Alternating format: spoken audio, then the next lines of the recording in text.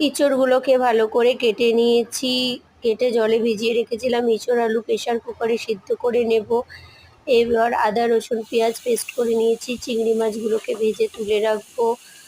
আদা রসুন পেঁয়াজের পেস্ট, একটু লঙ্কার গুঁড়ো, জিরের গুঁড়ো, হলুদের গুঁড়ো, নুন দিয়ে ভালো করে কষে নেব কড়াইতে তেলের ওপরে।